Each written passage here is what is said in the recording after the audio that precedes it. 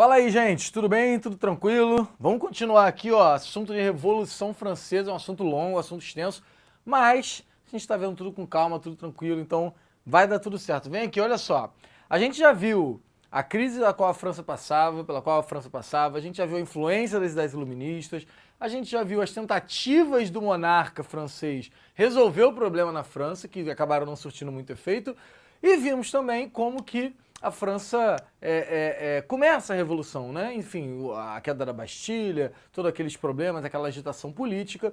Bom, e a primeira fase.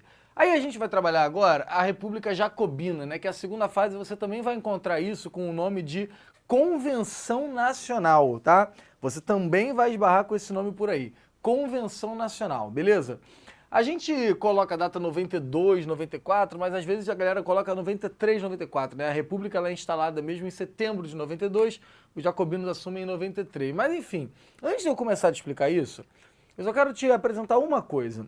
Lembra que eu falei pra você, já fiz esse desenho, faço novamente. A gente viu agora há pouco, né, como é que era a estrutura social francesa? Então, a França era dividida, que tinha o clero, que tinha a nobreza, tá? E eu quero entrar na discussão aqui sobre o terceiro estado. O terceiro estado, eu falei para você que ele tinha três grupos, alguns grupos que formavam ele, né? Eu falei dos camponeses, né? Eu falei dos artesãos, falei de uma galera e, entre outros, falei da burguesia. A burguesia, é importante que você saiba que ela tinha uma divisão interna. Dentro da burguesia, eu tinha pelo menos dois grupos. Aquele que eu chamava de alta burguesia, que era quem? Eram chamados de girondinos, tá? Então se você encontrar esse nome por aí, você já sabe o que significa. E você tem também a baixa burguesia, que são os jacobinos, tudo bem? Então, girondinos, jacobinos, estamos falando deles, e é importante você ficar atento nisso. Quando eu falo que a fase da Revolução Francesa ela é mais moderada, é porque quem é que está no poder? São os girondinos. A alta burguesia, ela quer romper com os privilégios do clero e da nobreza. Mas ela não quer uma grande transformação social. Ela não quer uma grande mudança nas bases da sociedade. Ela só quer que o clero e a nobreza percam os seus privilégios. Agora, quando eu digo que é a baixa burguesia que está à frente, quando eu digo que são os jacobinos que estão à frente, aí o buraco é mais embaixo. Porque aí, além das transformações políticas, além do fim dos privilégios, também há um interesse em transformações sociais, ou seja, também há um interesse em mudar as bases da sociedade, em promover um pouco mais de justiça social, beleza? Isso tem que ficar muito claro na sua cabeça. Se você vê que as mudanças, né, não são tão radicais, quem é que está no poder? Os girondinos, porque eles não querem mudanças efetivas, eles querem pequenas mudanças. Agora, se você vê que as mudanças são radicais demais, são mais fortes, são mais evidentes, quem é que está no poder? Os jacobinos, a baixa burguesia. Entendeu isso ou não? Foi? De boa? Bom, por que eu te apresentei isso? Porque a fase anterior é uma fase mais moderada, uma fase dos girondinos. Agora, esta fase que a gente vai falar aqui agora é uma fase mais radical. Na verdade, é a fase mais radical da Revolução Francesa. A gente, inclusive, começa falando disso, tá? Então aqui, ó, a fase mais radical da Revolução Francesa. Radical por quê, pessoal? Radical porque é neste momento em que as mudanças mais sensíveis estão sendo adotadas. Como assim mudanças mais sensíveis, professor? É muito fácil. Você vai perceber que, no primeiro momento, as mudanças aconteceram, mas o voto foi censitário. Lembra disso? Você tinha proibição dos trabalhadores se organizarem, fazerem greves, tudo isso no primeiro momento, na primeira fase. Agora você vai ver mudanças mais sensíveis, mudanças mais evidentes, mudanças mais radicais, tá? Eu não gosto desse termo radical não, mas acho que para aqui ele vai te ajudar a entender. É um momento em que a França muda muita coisa, mais do que já tinha mudado na primeira fase da Revolução. Tudo bem? Vem comigo aqui, olha só. O que aconteceu? Primeiro, no finalzinho de 92, você está tendo a fuga do rei. Uma tentativa de fuga do rei, uma tentativa frustrada, né? O rei tentou fugir da França, o rei estava conspirando, como a gente falou, com a nobreza, ele tenta fugir, tentativa, só que é uma tentativa frustrada, ele é pego tentando fugir da França, e ao ser pego acaba sendo conduzido novamente a Paris, é julgado e logo depois é condenado à morte. O rei francês, é isso mesmo que você está ouvindo, o rei da França será guilhotinado. Você sabe o que é a guilhotina? A guilhotina é aquele instrumento que foi muito usado nessa época aqui da Revolução Francesa, né? Que tem aqui, e aqui você tem uma lâmina, e aqui o sujeito fica amarrado, né? E coloca a cabeça dele aqui.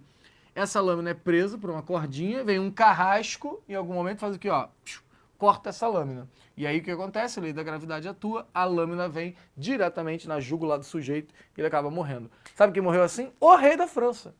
Gente, a França era o lugar onde diziam que o rei era um representante do poder de Deus na Terra.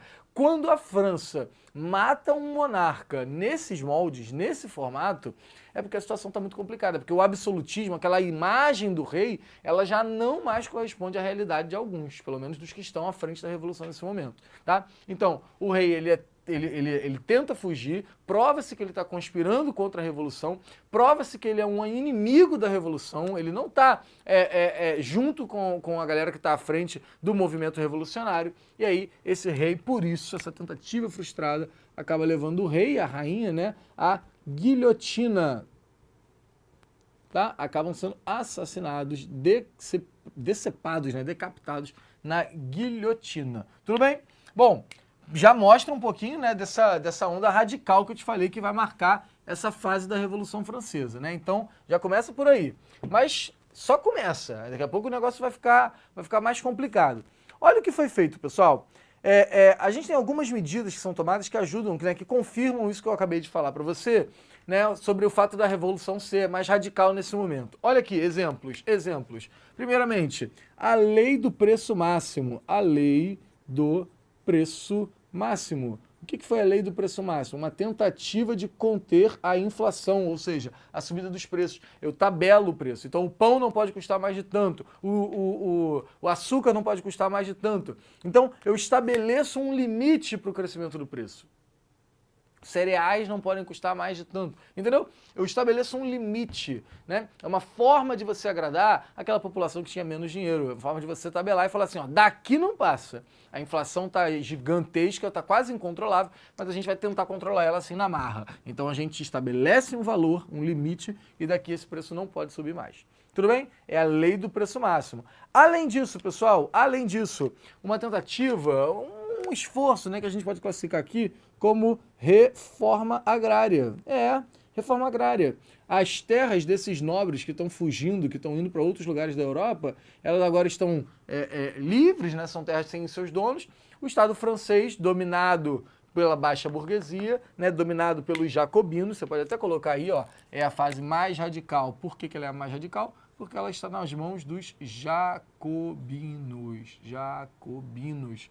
Os jacobinos estão dominando a política francesa. Então é a fase mais radical da Revolução Francesa porque ela está nas mãos dos jacobinos. E um exemplo disso está aqui, ó, lei do preço máximo. Outro exemplo, reforma agrária. As terras estão sendo tomadas, os nobres fugiram, foram embora, as terras estão sendo tomadas e estão sendo vendidas a preços muito populares, estão quase sendo distribuídas de graça, né, para a população camponesa. Tranquilo? Então tá aí mais uma medida interessante. Outra medida que eu acho que é legal a gente destacar, pessoal, o fim da escravidão nas colônias. A Revolução Francesa aboliu a escravidão nas colônias francesas. Então, por exemplo, o Haiti, uma colônia que a França tinha aqui na América Central, ali no Caribe, né, ela é uma colônia que agora não tem mais trabalho escravo. E a partir daí, inclusive, você vai ter um movimento de independência no Haiti, enfim, é um outro assunto que a gente vai trabalhar depois. Mas o fim da escravidão nas colônias é uma medida. Olha só o que eu estou falando, é uma fase mais radical. Por que é uma fase mais radical, pessoal? Porque os jacobinos estão à frente. Os jacobinos, eles são aqueles grupos, né? Aquela camada mais baixa da burguesia. É um pequeno burguês, é um burguês mais próximo do povão. E esse cara, ele deseja não só uma transformação política, mas uma transformação também que seja social, que mude as bases da sociedade francesa. Tudo bem? E aqui você está vendo medidas que confirmam isso. Eles guilhotinaram o monarca, eles adotaram a lei do preço máximo, eles estabeleceram uma reforma agrária e eles estão acabando com a escravidão nas colônias, tá? Mais uma medida que confirma isso que eu acabei de falar. o voto. O voto que antes era censitário, ou seja, só vota quem tem renda, agora é o voto universal. O voto universal masculino, obviamente, né? A mulherada aqui ainda não tinha direitos políticos. O voto feminino vai ser uma coisa muito mais do século XX do que dessa época. Aqui a gente está no final do XVIII, tá? Mas, apesar da gente ver hoje que isso é um problema, apesar da gente ver hoje que isso é uma questão, para a época, cara, isso foi muita coisa. Todos os homens podem votar.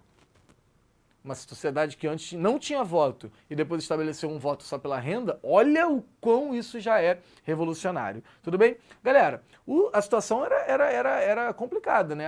Os jacobinos tomando a frente da revolução e tocando a revolução numa pegada mais popular, beleza? Era isso que acontecia na França nesse momento. Bom, o que a gente tem que falar, como é que esse período acaba, o que a gente precisa discutir ainda a respeito disso, pessoal?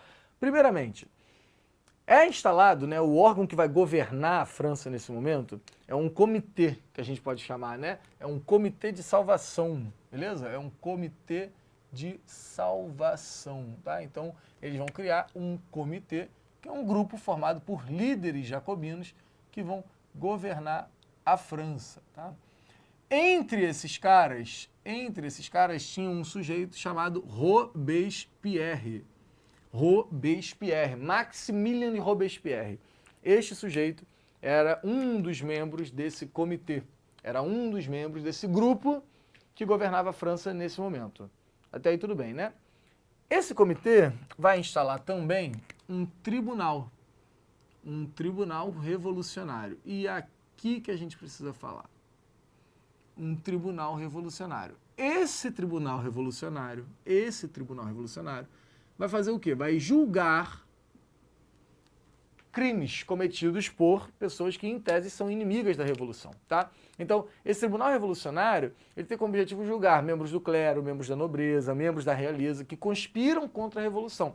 No começo, isso vai afetar só esses grupos mesmo, mas depois, com o tempo, muita gente vai ser afetada. Qualquer crítica feita ao Robespierre, qualquer crítica feita à convenção, ao grupo que governava a França nesse momento, era encarada como as pessoas que faziam essas críticas eram encaradas como inimigas da revolução. E muitas delas acabaram morrendo nas guilhotinas, assim como o monarca, tá? Muitos membros do clero, muitos membros da nobreza, muitos membros da realeza, mas também muitos membros do terceiro estado, muitos burgueses, até jacobinos, que em tese apoiavam Robespierre, ao fazerem críticas a ele, acabavam sendo perseguidos, sendo julgados e sendo mortos, condenados à morte. Olha que absurdo, né? E isso foi um período que a gente chama, né, de Era do Terror, ou o Terror Jacobino. Olha isso. O terror jacobino, tá? A ampla utilização das guilhotinas. Ampla utilização das guilhotinas. Você tem muita perseguição, muitos assassinatos, tá? Uma média aí de mais de 2, 3 pessoas morrendo por dia, tá? Então aqui, né, sendo perseguida pelo governo jacobino. Isso acabou gerando um certo isolamento. Até quem no começo apoiava essa fase mais radical, começa a ter medo de onde isso vai parar. Não é isso? Então, essa perseguição, esse clima, né, de perseguição, acabou gerando o isolamento. O isolamento dos líderes da revolução nesse momento. Principalmente de quem? O principal líder. O isolamento de Robespierre. Tá? Robespierre, então, acaba sendo se enfraquecendo no poder, acaba perdendo apoio, até o grupo que antes o apoiava não apoia mais. Isso vai fazer com que a gente mude, ele vai, enfim, vai mudar o comando da Revolução Francesa. Vão sair os jacobinos e vão retornar os girondinos, ou seja, vai retornar aquela alta burguesia que tem aquele discurso mais moderado. Esse momento, apesar de ser um momento muito curto, é o momento mais radical da Revolução Francesa. Como eu falei para vocês, são os jacobinos, ou seja, a baixa burguesia que está no poder. E a baixa burguesia no poder toma medidas não só de cunho político, mas também de cunho social. Preço máximo, confisco de terras, reforma agrária, abolição da escravidão nas colônias, voto universal masculino. Ou seja, a gente tem avanços sociais muito evidentes, muito importantes. Mas eles acabaram errando no tom, eles acabaram perseguindo muitas pessoas, adotando um discurso muito autoritário. Muita gente morre, isso acabou sendo um problema para eles. Isso vai levar ao fim desse momento da Revolução Francesa e ao início de um outro momento, a última fase, beleza? A última fase, que é o Diretório, que é quando os girondinos, essa ala mais moderada da burguesia, não tão radical, vai retomar o controle da França. Tudo bem? A Revolução Francesa é tipo um ioiô. Ela é um momento que vai e volta, vai e volta. É mais ou menos isso, tá? É um movimento feito pelo terceiro estado, feito majoritariamente pela burguesia, mas a burguesia tinha grupos dentro dela. Então, no primeiro momento é um grupo, no segundo momento é outro grupo, no terceiro momento é um outro grupo, e assim a gente vai ver como ela acontece. Tudo bem? Daqui a pouco eu volto e te explico a outra parte, né? O finalzinho da Revolução Francesa e como que a França sai dessa confusão toda, porque até agora a situação de crise ainda não foi resolvida, não é isso? Aquela crise inicial lá ainda permanece, porque durante a Revolução você só tem mais instabilidade, mais pressão, mais desgaste e a situação na França ainda continua lamentável. Tudo bem? Espero ter ajudado vocês. Um abraço. Até a próxima. Valeu!